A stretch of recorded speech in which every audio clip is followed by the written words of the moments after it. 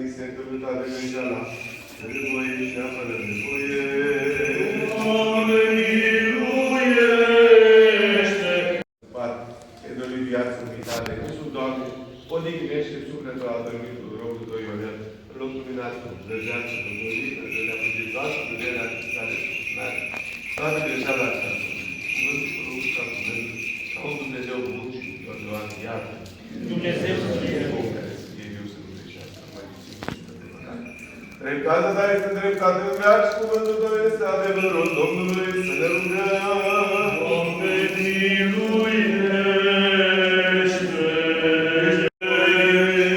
Veșnica pomenire, veșnica pomenire, veșnica lor pomenire.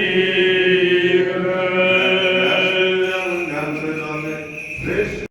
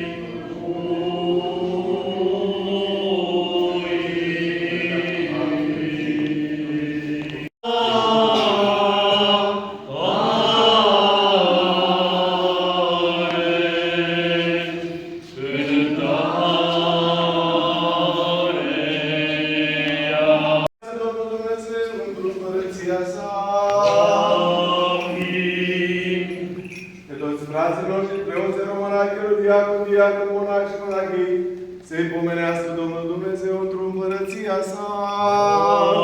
Amin.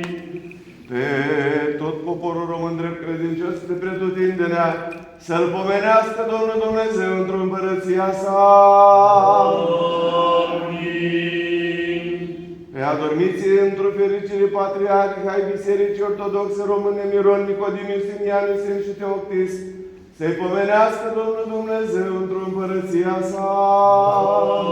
Amin. Pe fericiții și pururea pomeniții, ctitori și binefăcători acestui sfânt lăcaș, pe alți ctitori, militori și făcători de bine, să-i pomenească Domnul Dumnezeu într-o împărăția sa. Amin. Pe cei care au adus aceste cinstite daruri, pe cei pentru care s-au adus vii și morți, să-i pomenească Domnul Dumnezeu într-o împărăția sa. Amin. Pe ostașii români căzuți pe câmpurile de luptă pentru apărarea patriei și a Sfintei Credințe strămoșești, să-i pomenească Domnul Dumnezeu într-o împărăția sa.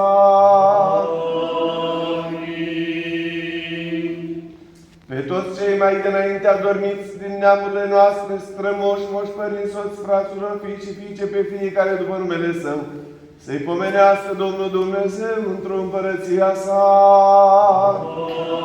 Amin. Și pe voi, pe toți dreptmăritorilor creștini, să vă pomenească Domnul Dumnezeu într-o împărăția sa, totdeauna, acum și pururea, și în vecii vecilor.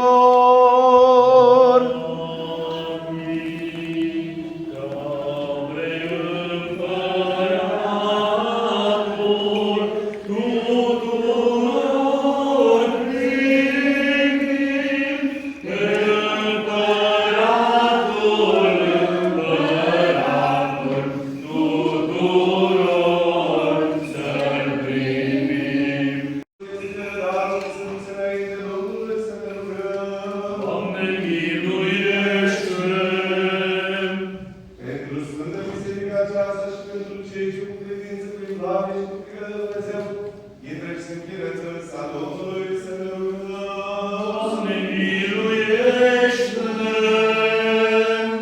Pentru ca să fim izbăviți noi de tot necazul, mânia, creșterea și nevoia, apără, mântuiește, miluiește și ne păzește pe noi, Dumnezeule, cu harul Tău. Doamne, miluiește!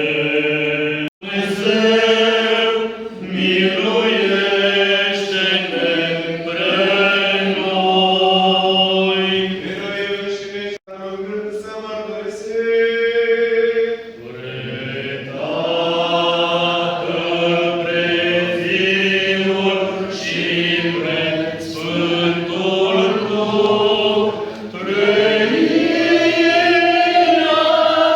cea de o ființă și